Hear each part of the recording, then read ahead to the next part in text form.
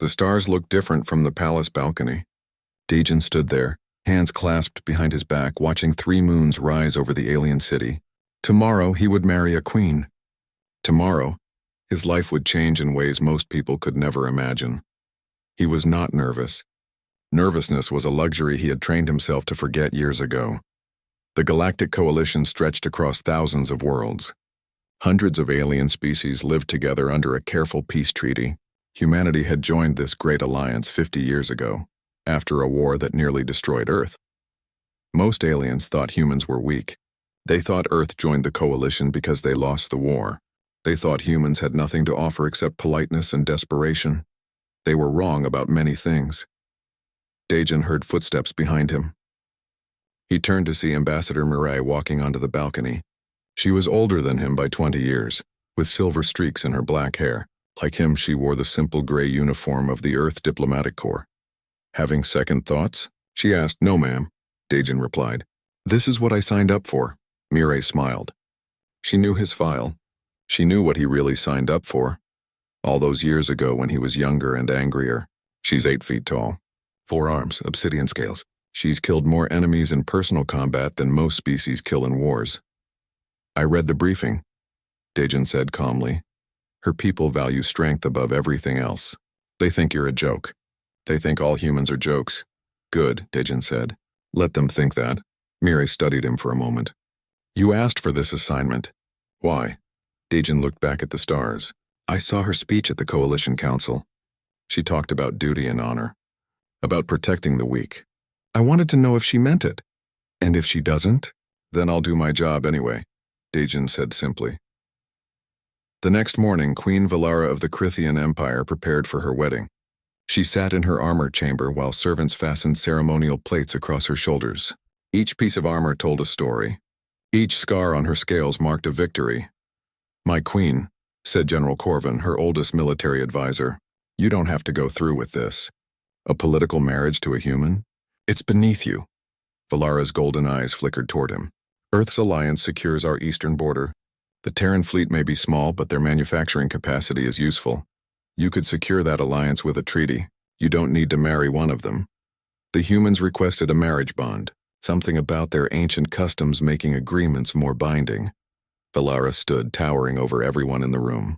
"Besides, I'm curious. I've never met a human before. They're weak, my queen. Soft creatures who surrendered after barely a year of war. This Dajan you're marrying, I read his file. He's never held a weapon. He's a scholar. A diplomat. He studies flowers and ancient languages." Valara's mandibles clicked in what might have been amusement. "Then this will be easy, won't it?" The wedding ceremony took place in the Grand Hall of Unity. Representatives from 50 species filled the massive chamber. Holographic cameras broadcast the event across the coalition. This was more than a wedding. This was politics. This was theater. Valara entered first, her crimson and gold robes flowing behind her. The crowd murmured in appreciation. She was magnificent, a warrior queen in her prime, radiating power and authority. Then Dajan walked in. He looked small. That was the first thing everyone noticed. He wore simple white robes with blue trim, traditional Korean wedding clothes from old Earth. No armor. No weapons. No display of strength. He was barely 6 feet tall, nothing compared to Valara's massive frame. His black hair was neatly combed. His face was calm, peaceful even. The Crithian delegates whispered to each other. Some laughed quietly. A few looked embarrassed for their queen. This was the great human representative. This soft, gentle creature. Dajan walked up the long aisle without hurrying. His steps were even and measured. When he reached the platform where Valara stood, he bowed deeply. "A gesture of respect from Earth's old traditions, Your Majesty," he said quietly. His voice was soft but clear. "Thank you for accepting this union." Valara looked down at him. She had expected nervousness. Fear, maybe? Instead, she saw only calm. His dark eyes met hers without flinching. "Interesting. Ambassador Dajan," she replied formally. "You honor my empire with this bond." The ceremony followed Crithian tradition. Vows were spoken. Ritual wine was shared. When it came time to seal the marriage, Valara placed one of her massive clawed hands over Dajan's much smaller one. The size difference was almost comical. Her single hand could have crushed his skull. Dajan smiled at her. It was a genuine smile, warm and kind. "I promise to honor you," he said. "Not just as my queen, but as my partner." Something in his tone made Valara pause. There was sincerity there, real feeling, not just political words. She had expected empty promises from a forced marriage. Instead, this human seemed to actually mean what he said. "I will do the same," she found herself saying. The celebration afterward was enormous. Music played. Dignitaries congratulated the couple. Dejin stood beside Valara, politely greeting everyone who approached. He spoke several languages fluently, switching between them with ease. He remembered names. He asked thoughtful questions. He was perfectly, unfailingly courteous. The Crithian nobles found him baffling. Where was his pride? Why didn't he boast about Earth's achievements? Why didn't he try to prove himself? One young warrior, drunk on ceremonial wine, challenged Dejin to an arm wrestling match. "I appreciate the offer," Dejin said with a gentle smile, "but I'm afraid I would lose badly. I'm not much of a fighter." The warrior laughed. Others joined in. "See? Weak, harmless, typical human." Valara watched this interaction from across the room. She felt something she rarely experienced, embarrassment. Not for herself, but for Dejin. He didn't seem bothered by the mockery, which somehow made it worse. Late that night, after the celebration ended, Valara and Dejin stood in the royal quarters. The rooms were huge, designed for someone Valara's size. Dejin looked even smaller in the vast space. "You can take the east wing," Valara said stiffly. "I won't require your presence unless protocol demands it." "As you wish," Dejin replied. He started to leave, then paused. "Your Majesty, may I say something?" "Speak." "I know this marriage isn't what you wanted. I know your people think I'm weak. But I want you to know, I will never embarrass you intentionally. I will do my duty to the best of my ability, and I hope perhaps we might become friends." Valara's expression softened slightly. "You have strange customs, human. Warriors do not ask to be friends. They prove themselves." "Then I'll prove myself," Dejin said simply. He bowed again and left. Alone in her chambers, Valara thought about her new husband. He was not what she expected. Not a cowering weakling or an arrogant fool, just calm. Genuinely, deeply calm. Like someone who had nothing to prove. She didn't know what to make of him. Across the palace, in his new quarters, Dejin sat in meditation. Old habits from old training. He cleared his mind, controlled his breathing, found his center. Tomorrow he would begin his real work. Tomorrow he would start building trust. The mask he wore was comfortable now. He had worn it for years. The gentle diplomat, the soft scholar, the harmless human. Let them believe it. Let them all believe it. It was safer that way, for everyone. 3 months passed like water flowing down a stream. Dejin settled into palace life with the same quiet grace he showed at the wedding. He woke early every morning before the twin suns rose. The palace staff would find him in the gardens, sitting on a stone bench reading from old books on a data tablet. He never demanded anything. Never complained. Never caused problems. At first the servants pitied him. Poor human. Married to their fierce queen and clearly unwanted. But slowly their feelings changed. It started with small things. A servant named Kira dropped a tray of dishes in the hallway. She froze, terrified of punishment. Dejin had been walking past. He immediately knelt to help her pick up the pieces. "Are you hurt?" he asked first. "Not about the broken dishes. About her." No, sir," Kira stammered. "Good. Dishes can be replaced. People can't." He smiled at her. "Be more careful next time." Word spread. The human prince consort was kind. He remembered names. He asked about families. When 2 servants argued over duties, he sat them down and helped them talk through it. He never raised his voice. Never used his position as threat. He just listened. Valara noticed the change. Her staff moved differently around Dejin. With respect, not pity. She found this puzzling. Crithian culture valued strength. Dejin showed no strength, yet somehow earned respect anyway. She began observing him more closely. During state dinners, she watched how he spoke with foreign diplomats. He had a gift for making people feel heard. He would ask questions, listen carefully to answers, then ask deeper questions. He never pushed, never manipulated, just understood. One evening, Valara returned from military drills to find Dejin in her private war room. Her scales bristled with anger. This room was forbidden to outsiders. Battle plans covered the walls. Strategic data-filled holographic displays. What are you doing here? Her voice was sharp as a blade. Daejin looked up from a star chart. He didn't seem afraid. I apologize, Your Majesty. I was looking for the library and took a wrong turn. Your palace is very large. He gestured at the display. But since I'm here, may I ask a question? You should leave. Of course. He started toward the door, then paused. It's just your supply route to the mining colonies, the one through the Castor Belt. You could save 2 weeks of travel time if you went through the Valen Corridor instead. Valara's forearms crossed. The Valen Corridor is unstable space. Too dangerous, true, but only during certain stellar cycles. Right now, the gravitational stresses are at their lowest point for the next 5 years. Your ships could make the journey safely and you'd cut significant fuel costs. She stared at him. How do you know about stellar cycles in our sector? Daejin smiled that gentle smile. I like to read. Your library has excellent astronomy text. He bowed. Good evening, Your Majesty. After he left, Valara checked his suggestion. She ran the calculations. Her best navigators confirmed it. The Valen Corridor was indeed safe right now. His solution was perfect. She implemented the new route. It worked flawlessly. Who was this human? That night, Valara accessed Earth's diplomatic database. She pulled Daejin's file. Born in Sol Earth 32 years ago, studied xenobiology and coalition law at the Terran Diplomatic Academy. Graduated with high marks, served in various diplomatic posts for 8 years. No military service, no combat training, no special operations background. It was a perfectly normal file. Perfectly boring. So why did it feel incomplete? The next day, she decided to spend more time with her husband. If only to figure him out. She found him in the garden as usual, reading under a flowering tree. May I join you? She asked. Daejin looked up, surprised but pleased.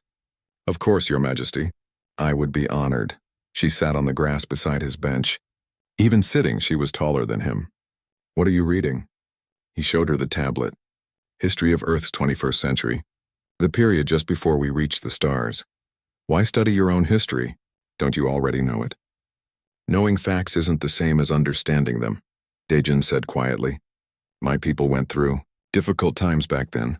Wars, environmental disasters. We nearly destroyed ourselves several times. I study it to remember why we must do better. Your people fought each other? Valara knew about the Coalition's first contact war with Earth, but she knew little about Earth's internal history. Constantly, Daejin said. There was sadness in his voice. For thousands of years, over land, resources, beliefs, pride, we were very good at finding reasons to kill each other. But you joined the Coalition peacefully. We learned our lessons. He looked at her with those dark, calm eyes. Sometimes the hard way. They talked for an hour. Valara found herself enjoying the conversation. Daejin was intelligent without being arrogant. He asked her about Krithian history, genuinely interested. He compared their two cultures thoughtfully. Over the following weeks, these garden meetings became routine. Valara would finish her military duties, then find Daejin in the garden. They would talk about philosophy, history, strategy. He never tried to impress her, never boasted, but his insights were sharp. Then came the incident with the palace guard.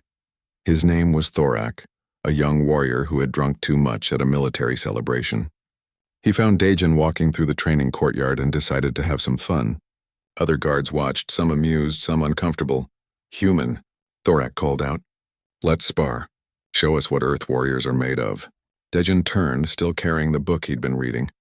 I appreciate the offer, but I'm not a warrior. I wouldn't want to waste your time. Scared. Thorak laughed. Others joined in.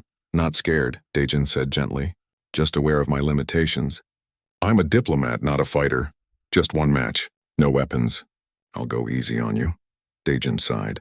He set his book down carefully on a bench. If you insist. But please, let's make it quick. I have research to finish. They faced each other in the sparring circle. Thorak was 7 feet tall, all muscle and armor plates. Daejin stood there in his simple diplomat's clothes, looking like a strong wind might knock him over. Thorak charged. What happened next took 3 seconds. Daejin moved. Not away, but forward into the charge. His hands moved so fast they blurred. He redirected Thorak's momentum, twisted the guard's arm, and swept his legs. Thorak hit the ground hard. Before he could react, Daejin had him in a joint lock. Precise pressure on points that made Thorak's entire arm go numb. Then Dajian released him and stepped back. "I'm sorry," he said, offering a hand to help Thorak up. "Are you hurt?" I tried to be gentle. The courtyard was silent. Every guard stared. Thorak took the offered hand, too stunned to speak. Dajian helped him up, then retrieved his book. "Thank you for the match. Have a good evening." He walked away calmly as if nothing unusual had happened. Valara heard about the incident within the hour. Multiple guards reported it, each sounding confused. The human moved like a trained fighter, they said. No, better than trained. Like a master. But his file said he had no combat experience. She found Dajian in the library that evening, exactly where he said he'd be. "Doing research. You fought Thorak today," she said. "He insisted," Dajian replied, not looking up from his notes. I tried to decline. "My guards say you moved like a trained warrior." Now he looked at her. His expression was mild. "I've studied some martial arts. For exercise. Many humans do. It helps with stress. You immobilized a Krithian warrior in 3 seconds. He was drunk and off balance, and I really didn't want to hurt him." Dajian smiled. "Was he upset?" "I should apologize properly." Valara studied him. His heartbeat was steady, his breathing calm.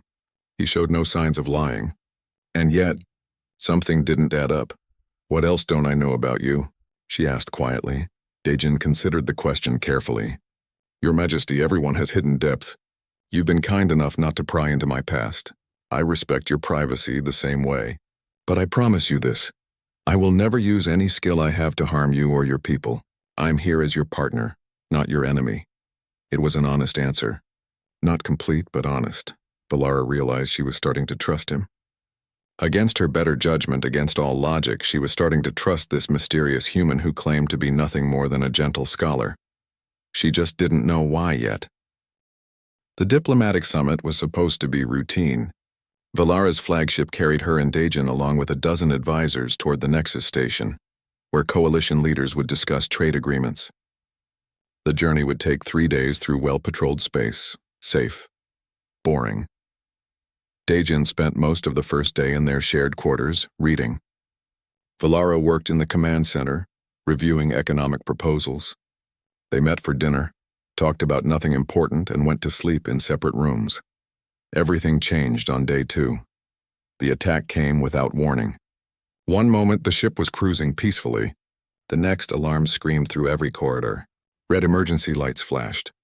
The ship shuddered as weapons fire hit the shields. Valara rushed to the command center. Her officers were already at their stations, faces tight with stress. "Report," she barked. 15 ships, Your Majesty. Varath Corsairs. They disabled our engines with the first strike. They're boarding us now." Valara's blood ran cold. The Varath were the most dangerous pirates in this sector. Ruthless, well-armed, and smart enough to pick vulnerable targets. But how did they know about her flagship's route? This was supposed to be a secret journey. Seal all sections. Get everyone to the secure command center. Prepare for an explosion rocked the ship. Somewhere below, the pirates had breached the hull. Valara and her personal guard retreated to the armored command center deep in the ship. It was the most secure room on board, with thick walls and heavy blast doors. Dajian was already there, brought by security protocols. He sat calmly in a corner, hands folded in his lap, eyes closed. "Is he praying?" General Corvin asked, gesturing at Dajian. "Let him pray," Valara said grimly. She checked her weapons. 4 pistols, 1 for each hand. "We're going to need all the gods' help we can get." The sounds of fighting grew closer. Her warriors were brave, but the Varath had numbers and surprise on their side.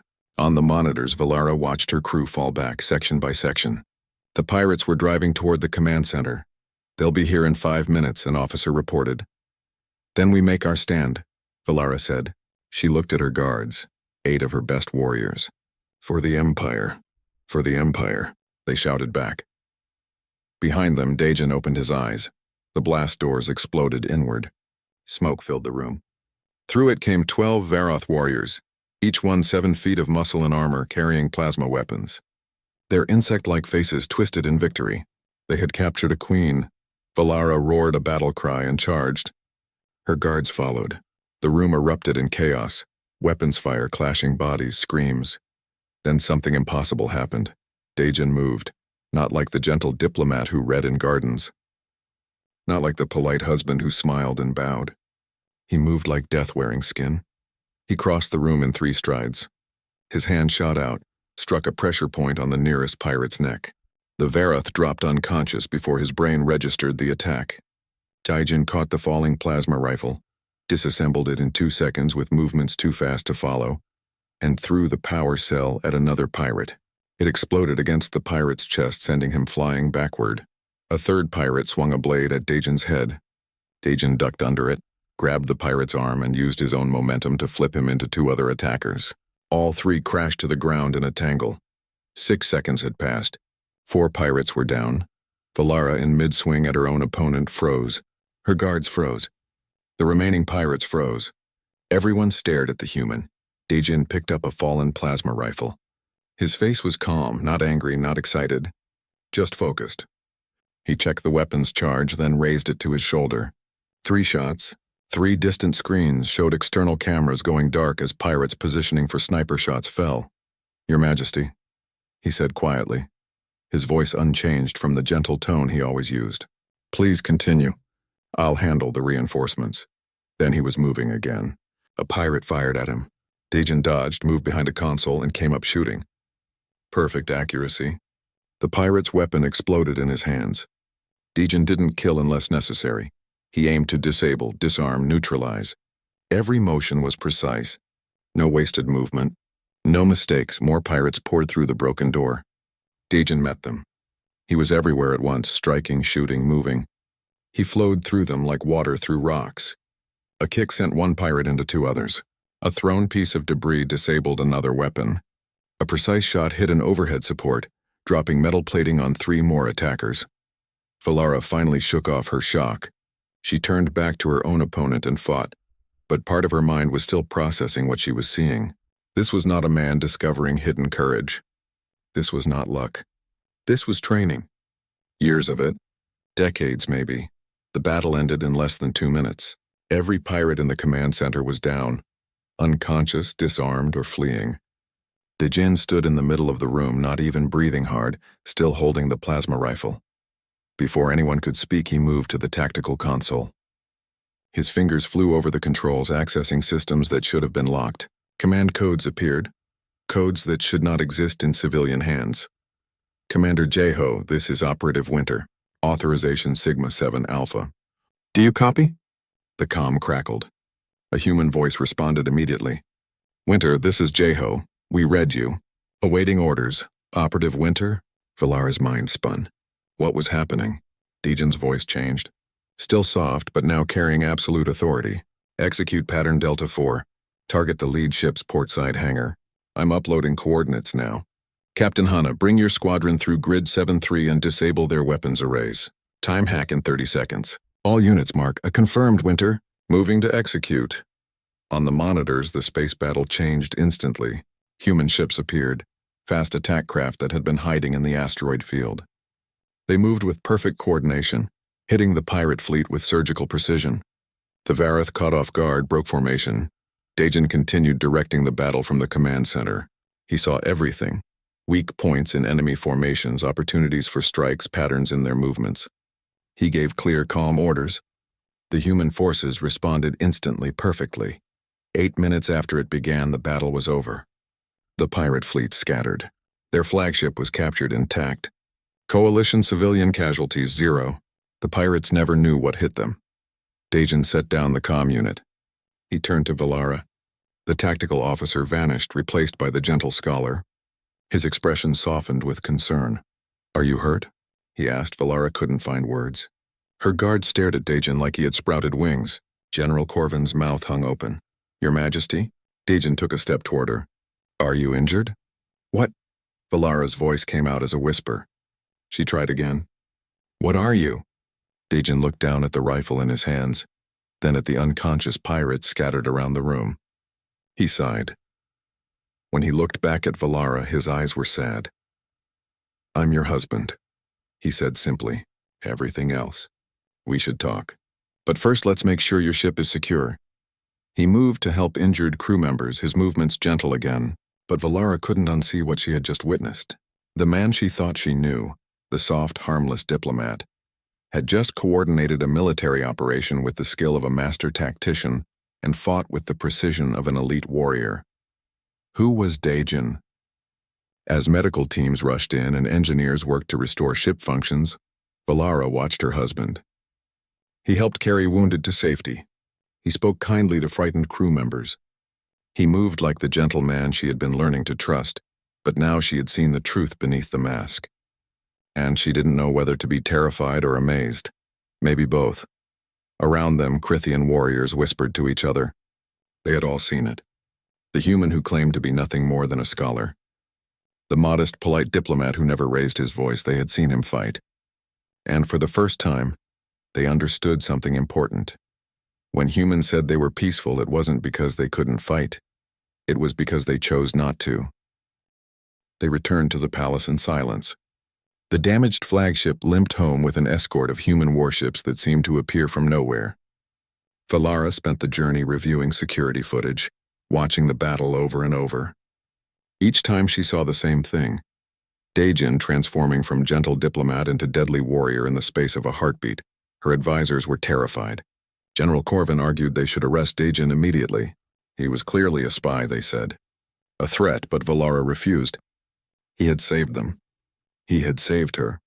Whatever he was, he had protected the ship when he could have let them all die. Still, she needed answers. That night, she summoned Daejin to her private chambers. Not the formal throne room. Not the war room. Her actual personal space. This conversation needed to be private. He arrived exactly on time, as always. He wore simple clothes, not his diplomatic uniform. He looked tired. Good. Let him be tired. Let him be human. Sit, Valara said. She poured 2 glasses of Krithian wine. Strong stuff that could knock out most species. She handed one to Daejin. He took it without hesitation. They drank in silence. Who are you? Valara finally asked. Her voice shook despite her best efforts.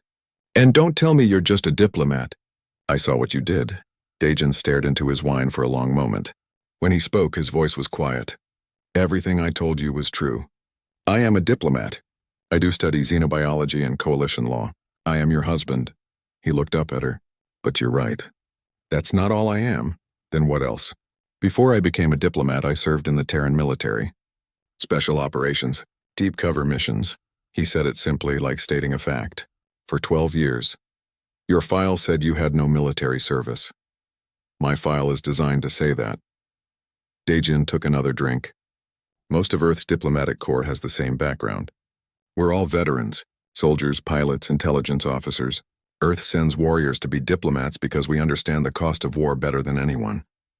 Valara felt something cold settle in her stomach. All of them? Every human diplomat is a trained soldier? Not just diplomats. Most humans who leave Earth for coalition space have some training. We prepare our people, just in case. He smiled sadly. You thought we were weak. Everyone does. That's the point. Why hide it? The coalition respects strength, because we don't want respect through fear. Daejin set down his glass. Your Majesty, let me tell you about Earth. About real Earth, not the history your coalition database shows. He told her about humanity's true past. 10,000 years of warfare, ancient empires rising and falling, world wars that killed millions, nuclear weapons that almost destroyed the planet 3 separate times. Chemical weapons. Biological plagues. Wars fought in space, under oceans, through computer networks. Every type of conflict imaginable, humanity had perfected it. We didn't learn about war from the coalition, Daejin said. We taught ourselves. We were very, very good at killing each other. By the time we reached the stars, we had thousands of years of military experience. Tactics no other species had ever imagined. Weapons designed with centuries of evolution.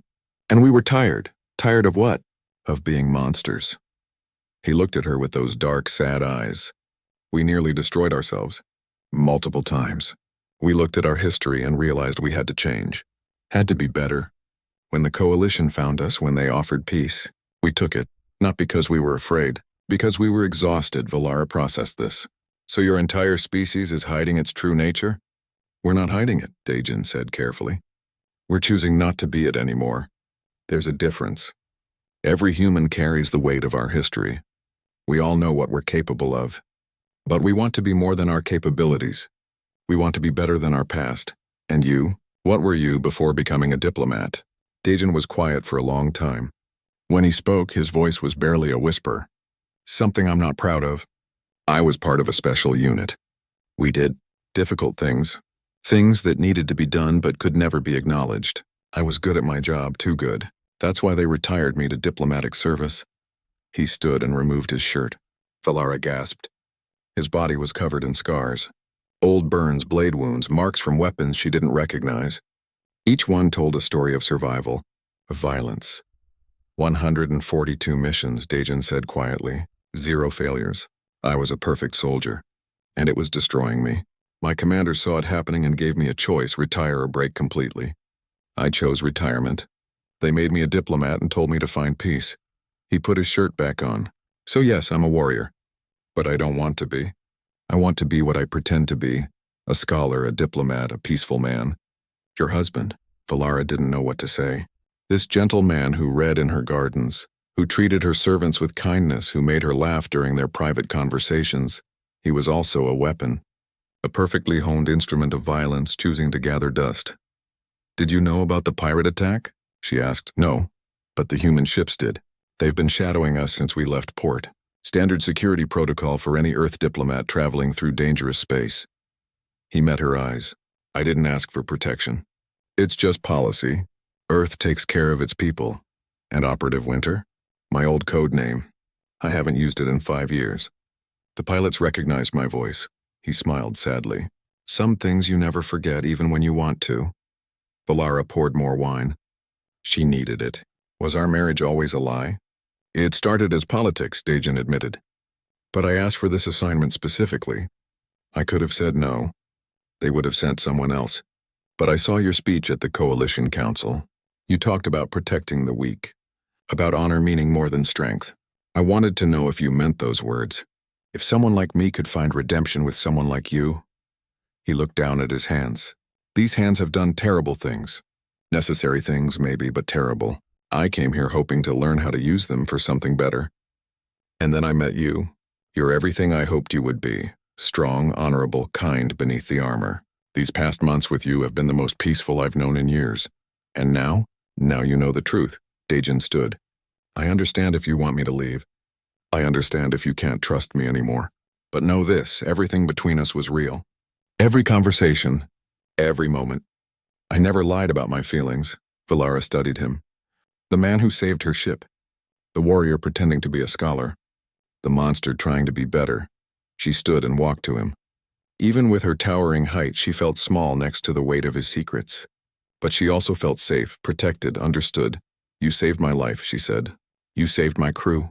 You could have revealed yourself at any time to gain advantage, but you only showed your strength when people needed protecting. She placed one clawed hand gently on his shoulder. That's not a monster, Dejin.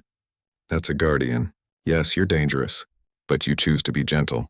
That choice makes you stronger than any weapon. For the first time since the attack, Dejin's calm mask cracked. His eyes grew wet. You're not afraid of me? I'm terrified, Valara admitted. Of what you are. Of what all humans might be. But I'm also grateful. And I think I'm starting to understand why Earth chose peace. It takes more courage to sheath a sword than to draw it. They stood together in silence. 2 warriors from different worlds, both carrying scars, both trying to be more than their pasts. The pirate attack wasn't random, Dejin said quietly. They knew too much. Someone set this up. I know, Valara replied. We need to find out who and why. Then we work together. He looked at her hopefully. Valara smiled. Partners. Isn't that what you promised at our wedding? Partners, Dejin agreed. What neither of them knew was that the attack had been a test. And somewhere in the galaxy, people were watching the recordings. People who had suspected humanity was hiding something. People who now knew they were right. The game was just beginning. The investigation began the next morning. Valara cleared her private war room, sealed it with maximum security, and invited only Dejin inside. If they were going to hunt conspirators, they needed absolute privacy.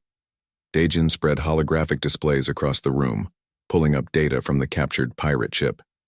He worked with focused intensity, his gentle diplomat mask replaced by the sharp-eyed operative. Valara watched him work and realized she was seeing the real Dejin for the first time. The pirates had detailed information, Dejin said, highlighting sections of data. Our route, security protocols, ship weaknesses. This came from someone with high-level access. Someone in my government? Valara's voice was cold. Or mine. Or the Coalition Security Council. Dejin pulled up communication logs. Look at this. The pirates received encrypted transmissions from inside Coalition space. The signal routing is sophisticated, military grade. They worked through the day, cross-referencing data, following digital trails, piecing together clues. Valara provided military intelligence. Dejin applied techniques from his operative days: pattern recognition, behavioral analysis, signal tracking. Together they were formidable. By evening, they had found something. A connection. Multiple connections, actually. The pirate attack wasn't isolated. Similar incidents had happened across Coalition space over the past year. Ambushes, sabotage, mysterious accidents. All targeting one thing: humans. Someone is testing us, Dejin said quietly, pushing humans into situations where we have to reveal our capabilities. Why? To prove we're dangerous. To justify removing us from the Coalition. He pulled up more data. Look at this. After each incident, there are reports filed with the Coalition Council. Reports describing human combat abilities, recommendations for increased monitoring of Earth. Valara felt anger building in her chest. Someone is deliberately trying to make the galaxy fear humanity. Yes, and they're getting bolder. Dejin highlighted a pattern. The attacks are escalating. Bigger targets. More publicity. They want the galaxy to see humans as threats. Who would benefit from that? Species who fear competition. Or who want humanity isolated. Or, Dejin froze, staring at something in the data. Or species who know what humans really are and want to deal with us before we become unstoppable. He pulled up a classified file. Valara didn't ask how he accessed it. There's a group. They call themselves the Architects. A secret coalition within the coalition. Multiple species, high-ranking officials, all convinced that humanity poses a long-term threat to galactic stability. How long have they existed? Since Earth joined the coalition. They've been watching humans from the start, looking for proof we're dangerous. And now, he gestured at the data. We gave them that proof. Valara stood pacing the room. The pirate attack was meant to force you to reveal yourself. They recorded it. They have evidence now. Yes, and they won't stop. They'll keep pushing until all of humanity's secrets are exposed. Can we stop them? Dejin was quiet for a moment. I need to contact Earth. Get authorization to share more information with you. I'm your wife, and that's why I want to do this properly. He looked at her seriously. What I'm about to show you could change everything between us. Between our species. I need permission to break protocols that have existed for 50 years. He sent an encrypted message. The response came within an hour. Ambassador Mirai's face appeared on a private channel. Your Majesty, Mirai said, nodding to Valara. I understand you've learned about Dejin's background. I have, Valara replied. And you're still working with him. That speaks well of you. Mirai's expression was serious. We have a problem. The Architects are making their move. They're planning something big. We've intercepted communications suggesting a major operation at the upcoming Coalition Summit. What kind of operation? Dejin asked. We don't know specifics, but they're confident. They think they can force Earth into a position where we either reveal our full military strength or allow massive casualties. Either way they win. Valara felt cold. How many people will be at the summit? 10,000 delegates from across the coalition, including you, Your Majesty. They're targeting leaders specifically. Then we don't go, Valara said immediately. If we don't go, we look weak, Dejin countered. The Architects will claim humans are avoiding exposure. They'll use it as evidence against us. So we're trapped. No, Mirai said. We have one advantage. They don't know that we know. They think they're operating in secret. If we're clever, we can turn this around. How? Valara asked. By doing what humans do best, Dejin said slowly. We adapt. We improvise. We turn disadvantages into strengths. He looked at Valara. But I'll need your help. Your support. Your voice as a coalition leader. You have it, Valara said without hesitation. Over the next week they prepared. Dejin coordinated with Earth intelligence. Valara mobilized her own network of informants. They shared information freely, building trust with each secret exchanged. In quiet moments when the work paused, they talked. really talked. About their past, their fears, their hopes. Valara told Dejin about the pressure of ruling an empire, the loneliness of command. Dejin shared memories from his operative days, not the violence but the moments between. The friends lost, the weight of decisions, the guilt that never quite left. They were both warriors trying to be more than their training. Both leaders carrying too much responsibility. Both lonely people who had found unexpected understanding in each other. One night, working late in the war room, Valara reached out and took Dejin's hand. Her massive clawed hand engulfed his. He looked up, surprised. "Thank you," she said simply. "For what?" "For being honest with me. For trusting me with the truth. For showing me who you really are." Dejin squeezed her hand gently. "Thank you for not turning away when you saw it." "I meant what I said before," Valara told him. "You're not a monster. You're someone who has seen darkness and chose light. That takes more courage than any battle." "I'm trying," Dejin said quietly. "Every day I'm trying to be the person I pretend to be." "You already are that person," Valara said. "The mask became real. You just haven't realized it yet." They stayed like that for a moment, hands clasped, finding comfort in each other's presence. The political marriage had become something real. Something neither of them expected but both needed. The coalition summit was in 3 days. Whatever the architects had planned, it was coming. Dejin and Valara would face it together, as partners, as allies, as something more. Dejin received one more message before they left for the summit. It was from Earth Command, encrypted with his old security clearance. The message was simple. All assets are in position. Authorization granted for full disclosure if necessary. Protect the summit. Show them what we really are. But remember why we chose peace? Good luck, Winter. Dejin deleted the message and stood. It was time to prepare for war in the hopes of achieving peace. The galaxy was about to learn the truth about humanity, and nothing would ever be the same. The Axiom Prime station floated in neutral space, massive and gleaming. It was built specifically for coalition gatherings, supposedly the safest place in the galaxy. Multiple defense fleets patrolled the area. Energy shields protected against any attack. Teleportation blockers prevented unauthorized entry. 10,000 delegates from across the coalition had gathered for the annual summit. Leaders, diplomats, military officers, scientists. The Great Hall buzzed with conversation in hundreds of languages. Holographic translators floated through the crowds. Dejin stood near Valara, wearing his simple diplomatic uniform. He looked calm, relaxed even, but Valara could see the subtle signs now, the way his eyes constantly scanned the room, tracking exits and threats. The slight tension in his shoulders. He was ready for anything. Around them, other human delegates were scattered through the crowd. Valara recognized the pattern now. They positioned themselves strategically, covering all angles. Each one appeared harmless: scholars, merchants, junior diplomats. But she knew better. They were all operatives, all waiting. The opening ceremony began. Coalition Chairman Vector took the stage, his crystalline body reflecting the lights. He spoke about unity, cooperation, shared prosperity. Standard political speech. Then the lights went out. Emergency systems kicked in immediately, bathing everything in red light. Before anyone could panic, explosions rocked the station. Not near the Great Hall, deeper inside in critical systems. The lights flickered. Gravity fluctuated. Screams echoed through the corridors. On every screen in the hall, a message appeared. The architect's symbol, an eye surrounded by geometric patterns. A voice spoke through the station's communication system. Delegates of the coalition. Your shields are down. Your defenses are disabled. Outside this station, our fleet waits. We have one demand. Earth must submit to permanent military oversight or everyone on this station dies. You have 1 hour. Chaos erupted. Delegates shouted. Security forces rushed toward Exists, only to find doors sealed. The station was locked down. Everyone was trapped. Valara looked at Dejin. His expression hadn't changed. If anything, he seemed calmer. They made a mistake, he said quietly. What mistake?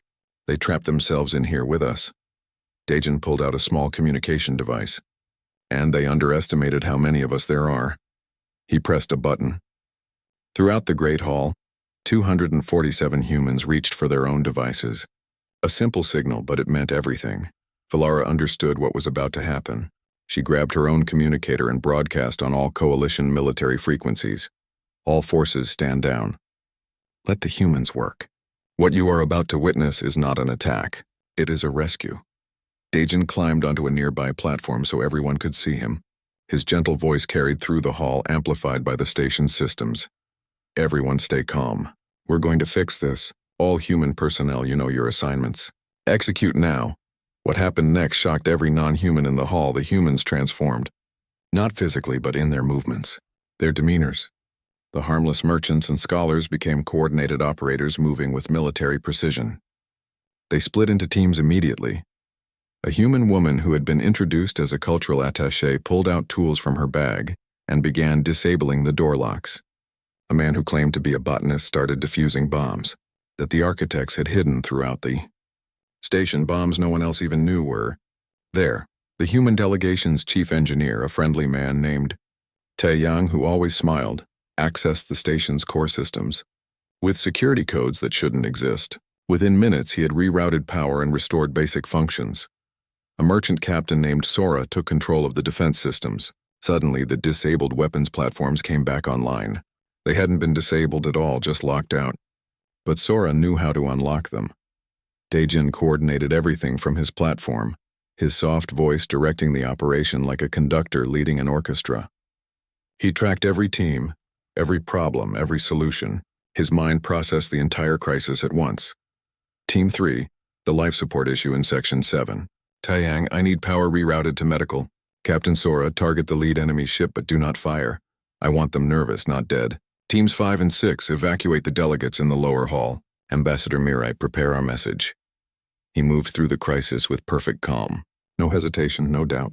This was what he was trained for. What all humans were trained for. The alien delegates watched in stunned silence. Every human they had dismissed as weak or harmless was now saving their lives with expert precision. The galaxy's supposedly softest species had become its most effective rescue force.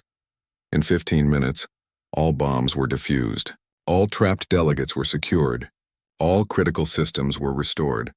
And the station's weapons were aimed directly at the architect fleet waiting outside. Dajan opened a communication channel to the architect fleet. His voice was still gentle, still soft. But now everyone in the galaxy could hear it. This is Ambassador Dajan of Earth speaking to the architect forces. You wanted to expose humanity's strength. Congratulations. You succeeded. 10,000 delegates from across the galaxy just watched 247 humans save their lives. They watched us defuse your bombs, unlock your systems, and turn your trap into our advantage. All without firing a single shot. He paused, letting that sink in. Now let me tell you what truly terrifies you about humanity. It's not that we can fight, any species can fight. It's that we choose not to. We have seen where violence leads. We have burned our own world and rebuilt it from ashes. We came to the stars not seeking conquest but redemption. His voice grew stronger, more passionate. Every human in the coalition carries the weight of our species' history. We are all warriors pretending to be civilians because we desperately want that pretense to become truth. You think revealing our strength weakens us. You are wrong. Our strength is that we use violence only as the last option. And today you left us no other choice. Throughout the Great Hall, delegates listened. On ships across coalition space, billions watched the broadcast. The galaxy was learning the truth. You fear us not because we are monsters, Dajan continued, but because we are monsters choosing to be better. That's what you cannot understand. That's what makes us dangerous to your worldview. We prove that violence is a choice, not a nature, that the strongest warrior is the one who sheathes their sword. He looked directly at the camera, broadcasting his words. So here is my message to the galaxy. Yes, we are what you feared. Yes, every human diplomat is a trained operative. Yes, we have hidden our capabilities for 50 years, but we did not hide them out of shame. We hid them out of hope. Hope that we could be judged by our choices instead of our capacity for destruction. Today, our choice is clear. We choose to protect. We choose to save lives. We choose peace even when provoked into war. Valara watched her husband. This man she had thought was weak. This gentle scholar who was actually the galaxy's most dangerous warrior. And she felt overwhelming pride. She stepped up beside him, her massive form making him look even smaller. But she spoke to the cameras with complete confidence. I am Queen Valara of the Crithian Empire. I married a human thinking he was weak. I was wrong. Humanity is not weak. They are restrained, and I have learned that restraint is the truest form of strength. She placed her hand on Dajan's shoulder. My husband saved this station. His people saved 10,000 lives without killing a single enemy. They turned a death trap into a rescue mission. If this is what humanity is capable of, then the galaxy needs them more than ever. Outside, the architect fleet began to break apart. Ships defected. Some surrendered. Others fled. Their conspiracy had collapsed. Faced with the broadcast of their treachery and the failure of their plan, they had nothing left. In the Great Hall, delegates began to applaud. Slowly at first, then building into a wave of sound. They were applauding not just the rescue but the message. Humanity's secret was out, but instead of fear, there was respect. Dajan looked at Valara and smiled. A real smile, tired but genuine. "We did it," he said quietly. "You did it," she corrected. "You and your people. You showed the galaxy who humans really are." "No," Dajan said. "We showed them who we're trying to be. Now we just have to live up to it." The crisis was over, but everything had changed. The galaxy would never see humanity the same way again, and that, Dajan hoped, might actually be a good thing. 3 months after the summit crisis, the Coalition Council met to discuss Earth's future. The chamber was packed. Every species sent representatives. The entire galaxy watched through holographic broadcasts. Dajan stood before them alone at the speaker's platform. He wore his simple diplomatic uniform. No weapons, no guards. Just one human facing the judgment of a galaxy. Valara sat in the Crethean delegation section watching him. Her heart ached with pride and worry. This moment would define humanity's place in the Coalition forever. Chairman Vector spoke first. "Ambassador Dajan of Earth, you stand before us to address the revelations about your species. The Coalition must decide whether humanity can be trusted. Please speak." Dajan bowed respectfully to the assembly. When he spoke, his voice was the same gentle tone he always used, but now everyone listened. "Honored delegates, I will not lie to you. Not anymore. For 50 years, humanity has hidden our true nature from the Coalition. We trained our people in warfare, but sent them to the stars as diplomats. We developed weapons but built merchant ships. We practiced combat but preached peace." He paused, letting them absorb this. "Many of you are asking why. Why hide this? Why deceive the galaxy? The answer is simple and painful. We were ashamed." Murmurs spread through the chamber. Dajan continued. "For 10,000 years, humans perfected the art of destroying each other. We created weapons that could end all life on our planet. We came within moments of extinction multiple times. We looked at our history and saw nothing but blood and ashes.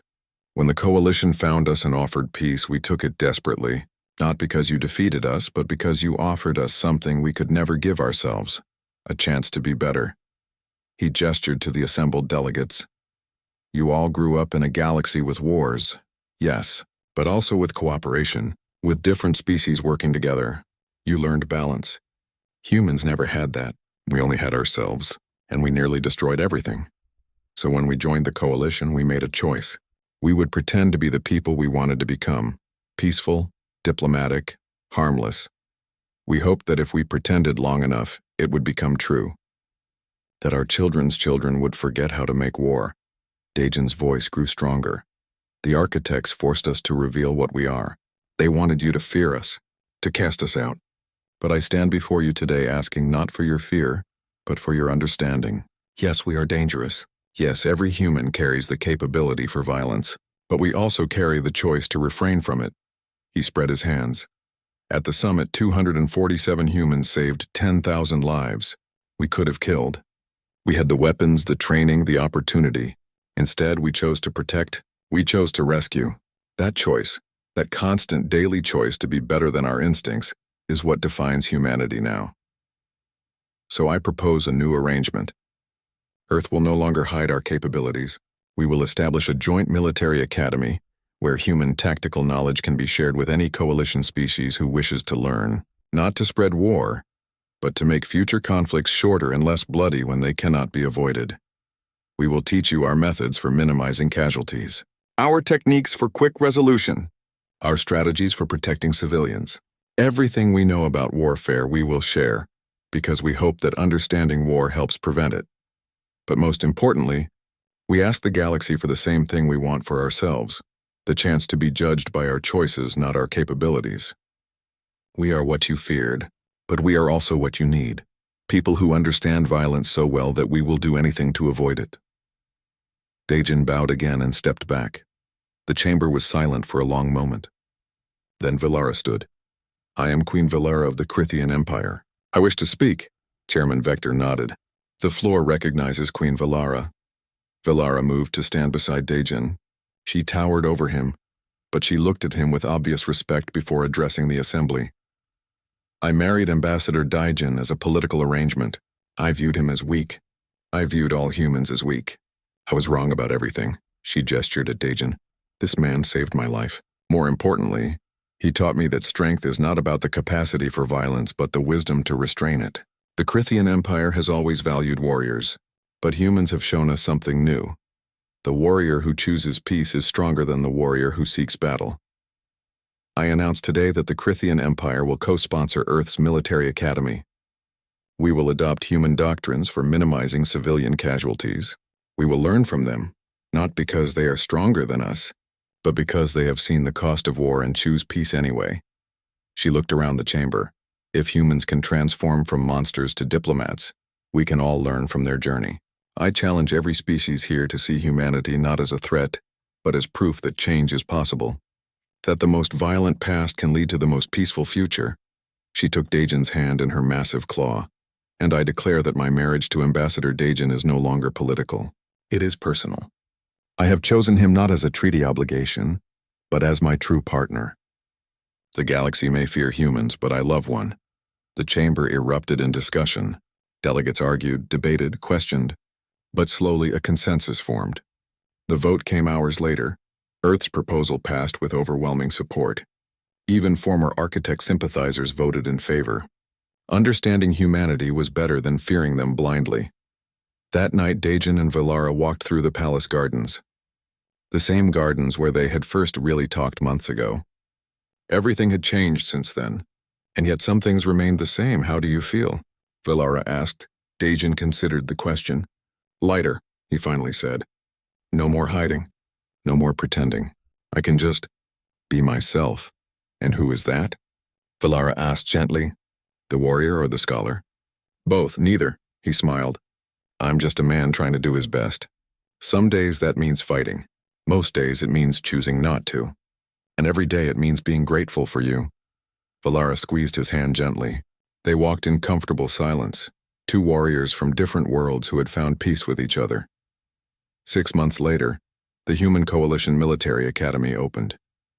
The first class included young officers from 30 species, including several Crithians personally recommended by Vilara. Dejin served as a guest lecturer, teaching tactical ethics and conflict resolution. His first lesson was simple. The goal of warfare is to achieve peace. Everything else is just method. The students, alien and human alike, listened carefully. They were learning from someone who understood violence intimately and chose peace consciously. That made all the difference.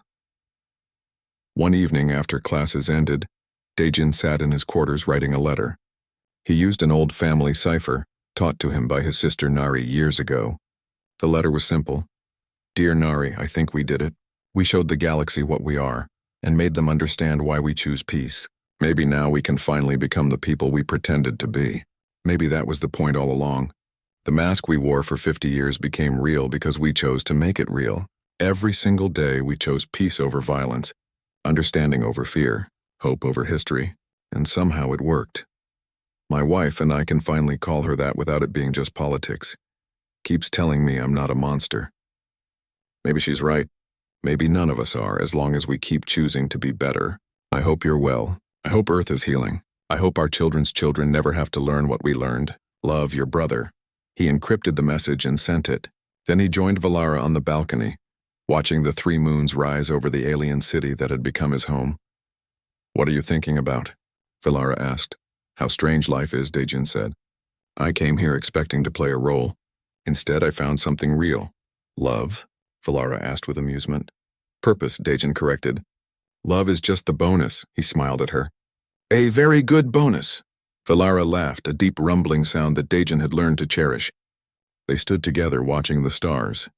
Two warriors who had chosen peace. Two lonely people who had found each other. Across the galaxy, humanity continued their work.